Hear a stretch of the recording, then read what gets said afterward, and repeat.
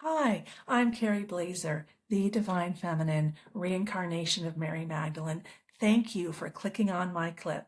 But I want to let you know that I have a free ebook linked below, my 6 Divine Feminine Self-Love Strategies. They will help you transform your emotional wounds into personal wisdom. And I take a multidisciplinary approach. I include the laws of physics, psychology, neuroscience, shamanism, mysticism. I went wild, okay? So men can understand and women can understand. There's something there for everyone because what I learned is when something's true, it's true in multiple places. All right, please like and subscribe and help me distribute my ebook to everyone for free by exploding my channel. Take care. Enjoy the clip. Bye. We're made in the image of God, and now we're making like violent threats against each other. Love thy enemy. Love thyself. This is not how we co-create heaven on earth, which is what we're going to do. And I'm going to get into that later on about my enlightenment experience and what I was shown and why I believe that America is the center of this whole change.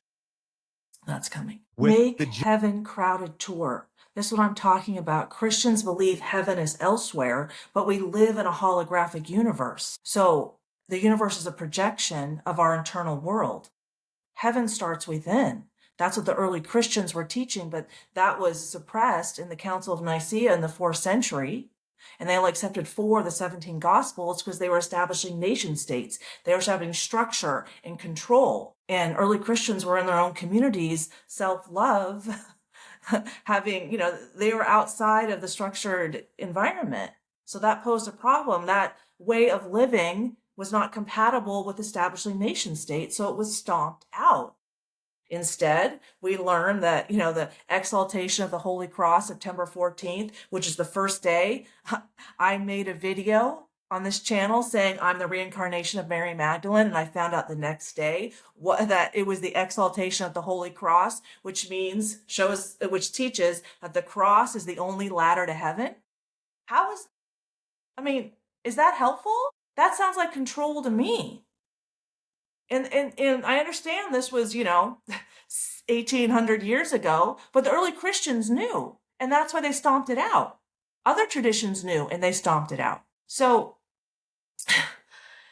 I have a hard time with the organized Christian church when they say things make heaven crowded. Well, why don't we teach people to love themselves here and project heaven from their hearts here? Because we lose a body, we release the body, we come back, reincarnation. There's so much proof now. How many kids, how many stories are there of 2, 3, 4-year-olds speaking a foreign language they were never exposed to, knowing historical events, very detailed, they could never have known? How else would they know that? Like, seriously. How many traditions speak about reincarnation? And, the American government just exposed that that we can do things like Star Trek. So if we can do things like Star Trek, how do they not have knowledge whether reincarnation is alive and well or not? They just don't share it. Like, we're all taught that the heart is a pump that pumps the blood.